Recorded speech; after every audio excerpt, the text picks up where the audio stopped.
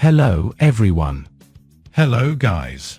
Today we have a special interview with the creators of Monster World RPG, an incredible fan game and passion project based on the Wonder Boy series created by Ryuichi Nishizawa. We have with us the lead developer, Massimo, and the co-developer, Fernando. With them we will comment on various aspects, such as their role in creating Wonder Boy in Monster World RPG. Enjoy it!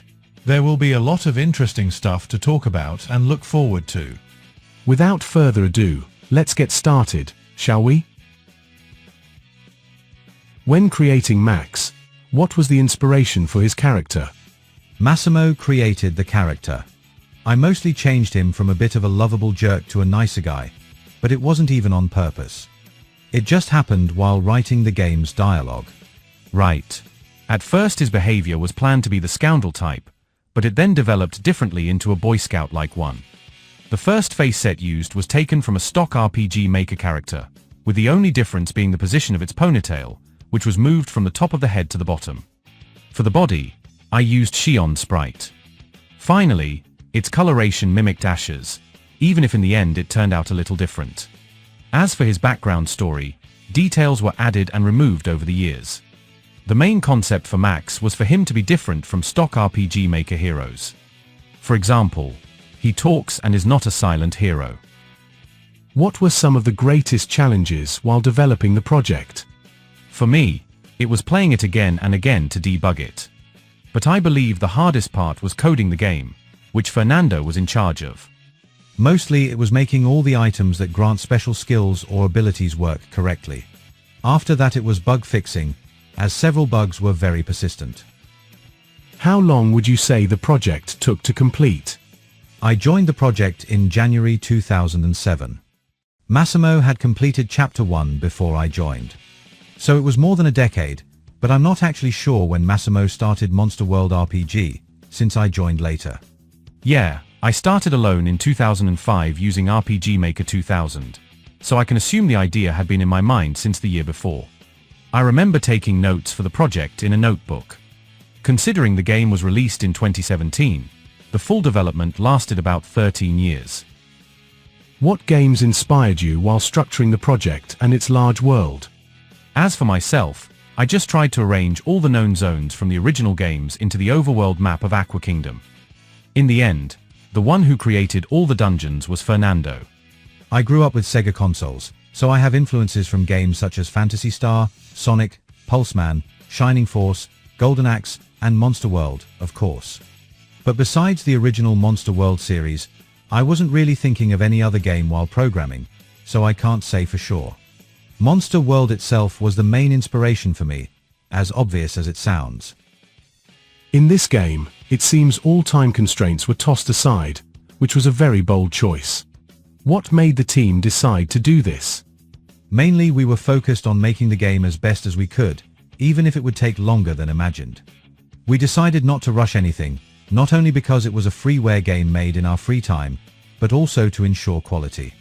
Rushing it might have made us ignore bugs and bad dialogue. Beyond that, a good amount of time was spent converting it from RPG Maker 2000 to RPG Maker 2003, as it is a more advanced program and I was sure the battle system would fit better with the Monster World Series 2D platformer feel. What was the drive that made the team want to create such an ambitious project? To me, it was just love for the Wonder Boy franchise, a big part of my childhood, especially the Dragon's Trap. Regarding such an ambitious project, I can say I never imagined it would require 13 years of development. How exactly did the opportunity to work on this project as a duo come about? I always wanted to create a Wonder Boy game. The idea was to make a remake of it in RPG style. I ended up giving up because I couldn't create a decent storyline. One day, while browsing the web, I saw that a Wonder Boy RPG was in the making using the same tool I use. I became very interested and waited for a demo version. After quite some time, the demo came out and I really liked it. The creator, Massimo, blended the storylines of all the games and created a new main character. The result was a very cool game that was retro and new at the same time. Eventually, he announced that due to lack of time he couldn't continue the game, at least not alone. So he was looking for someone to handle the programming. I immediately got in touch with him and he sent me the game files so I could continue programming from where he left off. In other words, I was accepted right away. He didn't know whether I was good or not, since I didn't send any screenshots of my own game. It was great that I abandoned my previous project to start this one, without a doubt. This is the first Monster World game where nearly every character has a wealth of dialogue. What were some inspirations for the character development of ones like Priscilla and Sharbo? For the heroes, I followed Massimo's instructions as he envisioned them. Sharbo, the greedy but good guy.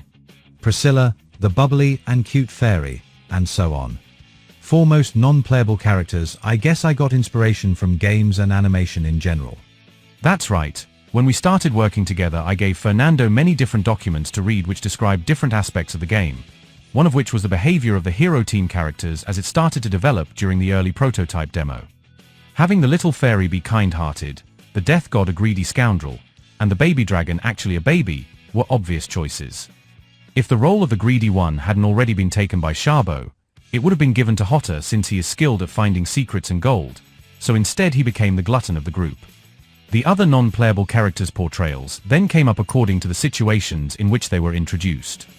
So, Fernando, you also gave suggestions about the storyline, right? Or did you just stick to programming? Although Massimo is the scriptwriter and creator of most of the new characters and their personalities, I do end up having a big part in the storyline. He creates the main plot, but I write the dialogues and also create several new characters to use in puzzles and minigames. Sometimes he decides to change the look of a character I created, replace it with one he created, or change certain dialogues. But the changes were always for the better. Likewise, some of his ideas and characters were replaced by mine. So the overall storyline is his, but I put my own style into it, and many things are changed or created by me. What about the programming tools? What was the toughest part about programming the game? The programming tool I used for the game was RPG Maker 2003. There's nothing really absurdly difficult. It depends. It's more time-consuming than difficult, actually.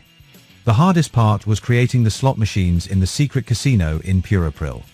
I'm terrible at math, I hate the subject, and fixing several numerical errors that occurred was a test of my patience. Another tough part about programming was probably the special items that grant perks like the sword that doubles money, equipment that breaks after some use, and boots that raise speed on certain fields. The way the program checks which characters are using or not specific items can turn to a huge mess with any small mistake in the coding. Fernando surely put a lot of effort into coding the game. The game has a surprising amount of content. Which parts of the game were the most fun to create? Sprites. It all began when I woke up one morning and decided to draw Wonder Boy in Monsterland shop owners using the sprites from the other games. So I can say the creation of original characters like the Skullobat and the Mole People was fun too. Well, Wonder Boy in Monster World and Monster World 4 are my favorite games in the series. I really enjoyed making the chapters based on them. I also enjoyed writing the dialogue between the main heroes and the annoying but cool character Skullobat. Biomika was nice too. It was fun making something a bit darker. How much research did it take to finally get an idea of what to do with the game? Massimo would send me the next events to happen in the story, then we discussed a bit about possible changes while I programmed them. He had the overall plot planned before I joined the project. I wrote the dialogue from chapter 2 onward, altering anything that didn't fit the story. Yeah, I gave him instructions after playing each demo he sent me. Sometimes they were only instructions about debugging, sometimes new ideas, other times old scrapped ideas that had by then become possible to create. At the beginning, all my research for creating the game started with obtaining all the sprites of characters and monsters from all the games in the original series.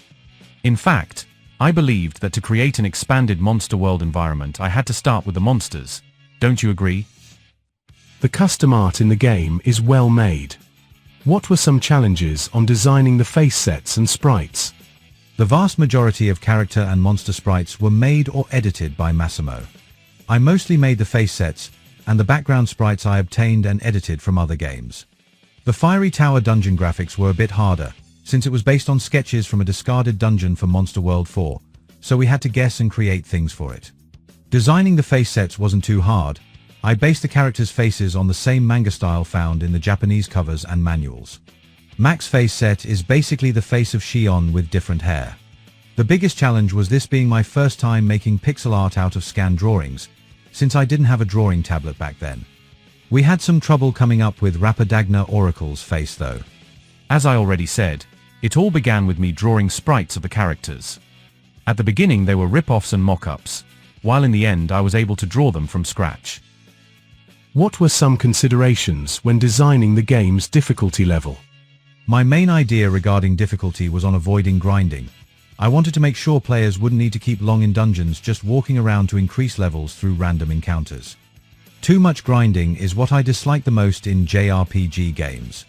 Other than that, I tried to limit game-breaking equipment or skills, both for the heroes and enemies. Exactly. I believe as well that too much grinding kills the fun. Other than that, we left the regulation of the difficulty as the last thing to do. In fact, one of the last debugging phases concerned only the battles.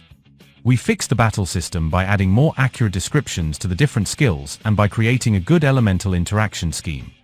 In the end, those who played the game confirmed to us that the difficulty is not impossible. Someone even complained it was too easy. The game features some wonderfully crafted and mind-boggling puzzles. What were your inspirations for creating them? Thanks. Many puzzles were taken straight from the classic series, of course. Others were just changing the old ideas a bit. The majority of the puzzles I came up with myself, and they just came to me naturally while programming each dungeon.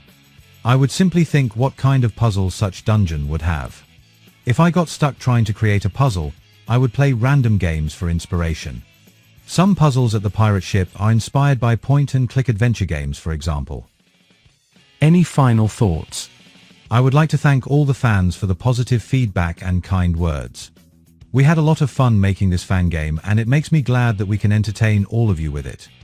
I hope to continue entertaining not only the retro gamers but also many other gamers for a long time. Thanks for your appreciation and love for our project. Now go out and play. Thank you for your time and for the interview. Major thanks to you both to be able to join us with this. It has been an honor, Max team, and best of luck as you push forward the future.